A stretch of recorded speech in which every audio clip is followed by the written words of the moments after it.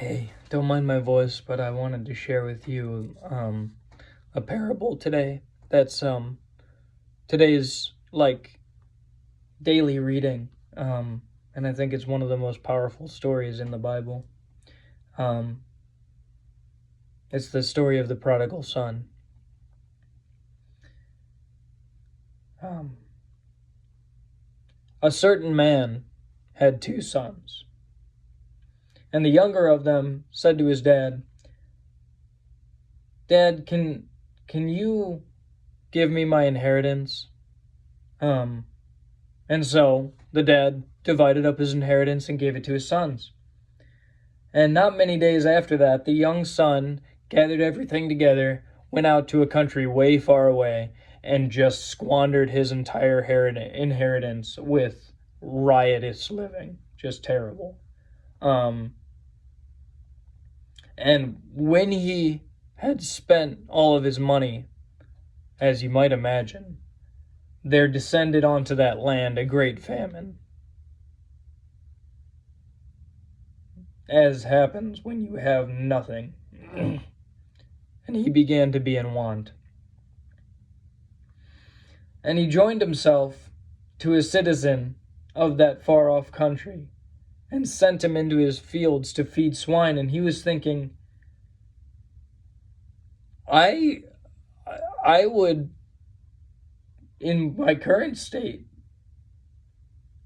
I would eat the husks that we're feeding the swines.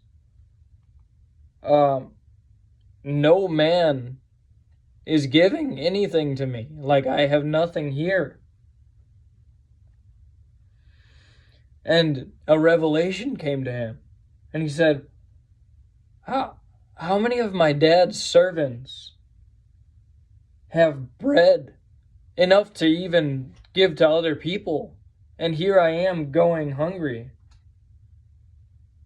I'm going to go back to my dad. And I'm going to tell him I sinned against heaven and that I'm not worthy to be his son anymore. But if he could make me his servant, I could redeem myself, you know?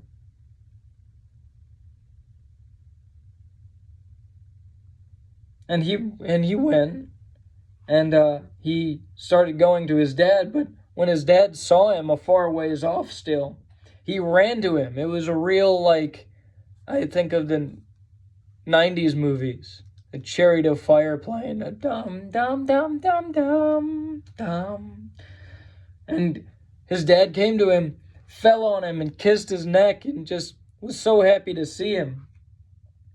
And the son said to him, "Dad, I'm not worthy to be your son. Please just take me as one of your servants."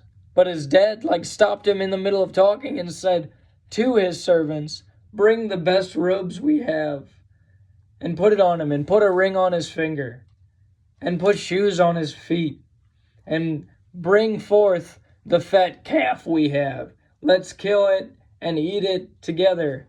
Have a feast and be merry. For this, my youngest son was dead and is alive again. He was lost and now he's found."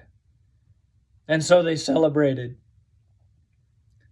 The dad's older son was working in the field this time. And he came close to the house and he heard the merrymaking, the music and the dancing. And so he asked one of the servants, he's like, "What's going on? What are we celebrating?" And the servant said, your younger brother came home, and your father killed the little calf to celebrate because he came home safe and sound. The older brother was angry at this, and he would not go into the house. So his father came out and asked him, "What's up? Are you okay?"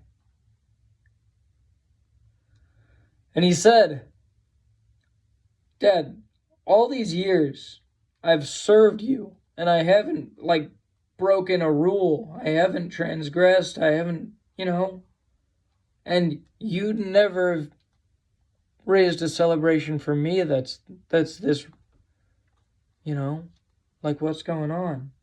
This young kid, my young brother, he squandered your inheritance. He devoured your living with harlots and just shameful things. And you killed the fat calf for him, and you're throwing a big party.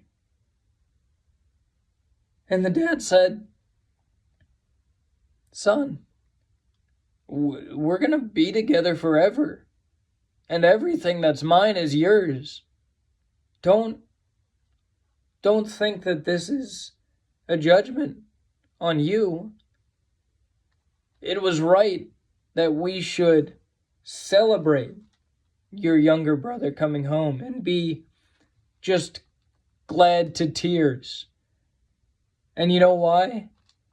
Because your brother was dead, and now he's alive. He was lost, and now he's found.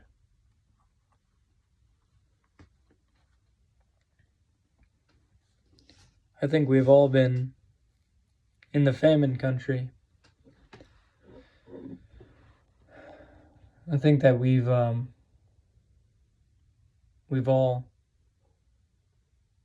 in a small way, squandered our inheritance on harlots.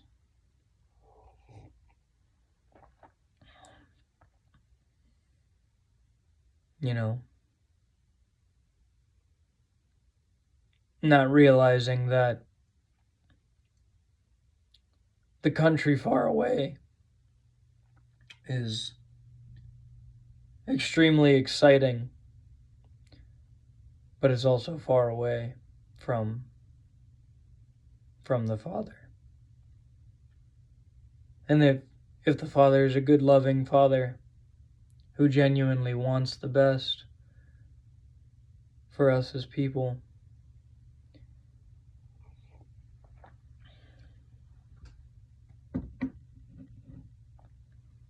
He'll mourn us while we're away, and He'll celebrate us when we come back. Amen.